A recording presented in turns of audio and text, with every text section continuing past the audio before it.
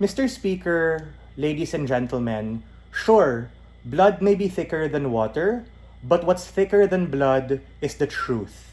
Even in instances that truth can lead to challenging, uncomfortable, and painful discussions from both parties, that is the bedrock of any kind of relationship, especially of that between a foster parent and a child, because we think that blood isn't all what it seems, meaning in a perfect world, yeah, we'd choose blood over someone else.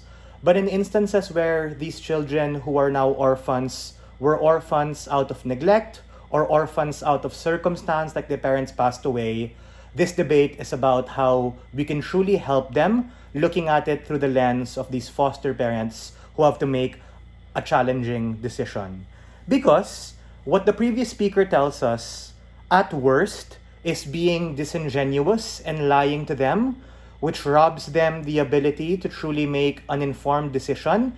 And the flip of that, which I raised in my point of information, is that if you really are as caring as you say, and if you really are as open as they say, and I agree with them that that relationship is important, then you need to be able to give them a chance to strengthen that relationship in instances where they can still choose you, even if they know that you are just a foster parent, or in the worst case, because life happens and circumstances are real, they can exercise their agency and choice and choose to exit that relationship, probably at the point in which they're self-sufficient, like they're 18, and the legal system allows them to do so.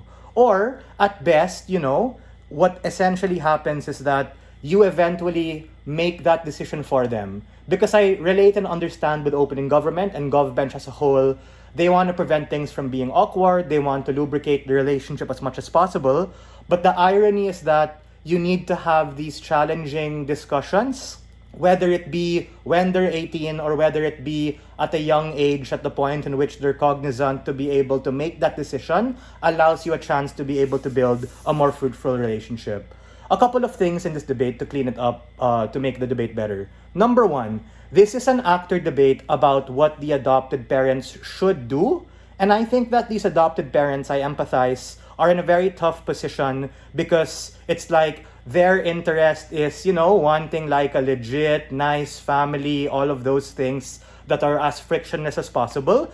But they're also like facing some degree of dissonance because they also don't want it to be weird, they don't want it to be seen as something less. And what we need to understand prior to this is that I think it's fair to assume that anyone wanting to adopt, having the means, motivation, or capacity to do so, are probably to some extent a decent, normal person, not saying they have to be like a saint or anything, but I think these people are probably coming from some sort of good intention, of which should be enough of a factor to be able to tell them the truth in terms of that matter. And for closing half, right, I don't want this debate to be about, yo bro, we're gonna tell them when they're a kid, we're gonna tell them when they're 18. I think we on opening opposition are gonna take both burdens to be able to say, sure, we can tell them when they're 18, but we're very much willing to bite the bullet very clearly and say we're also very much willing to tell them when they're a child. Obviously not when they're like a fetus and like can't hear, but at the point in which they can communicate and understand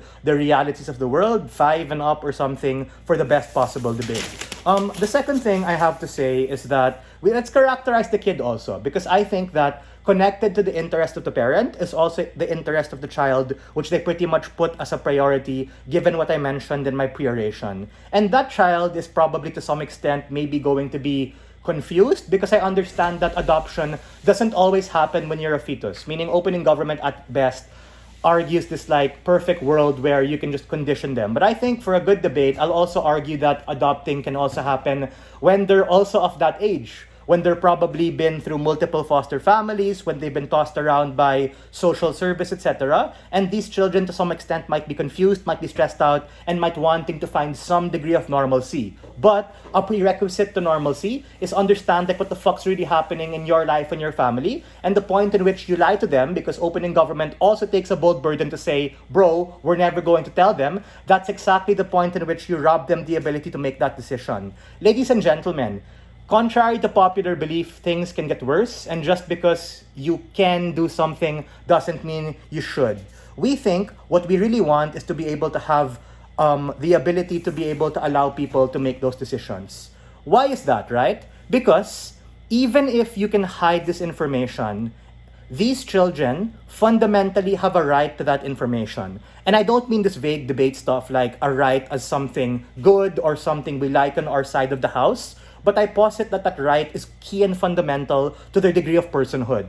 Parallel to other kinds of situations wherein like you have a stepdad or a step-parent or step-siblings, in many instances where you have that in society, you communicate this to the entire family, to the halves and to the legitimate siblings, in order for them not to grow up quite confused or delusional. Meaning, in a lot of these non-traditional setups, we still are able to tell them a truth. This is no exception. Because not telling them is really hiding the truth, even if it comes from a good kind of intention, which in itself is a lie. No matter how you spin not revealing the truth or information, it is still a lie. And we think you fundamentally hide a key part of their personhood, which is fundamental in their idea to be able to be a true person. Because we can't just say like, yo bro, ignorance is bliss, forgetfulness is heaven. It's key and part of their lived experience in order to experience what it's like to be able to understand these realities in order to be able to form it even if they don't like it.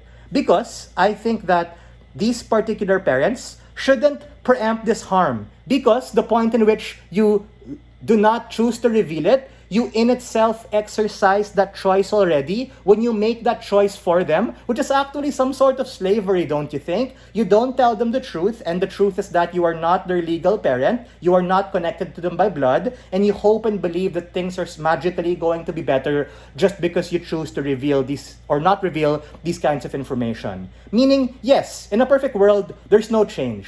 But we think you truly rob them a chance to really be able to make those own choices. And we think that these children have every means, motivation, and capacity to opt out of that relationship, especially if it's coming from something that is disingenuous or coming from some sort of period they don't like. And for all of these reasons, we are very proud to stand on side op. Sorry, it's already 7. Thanks.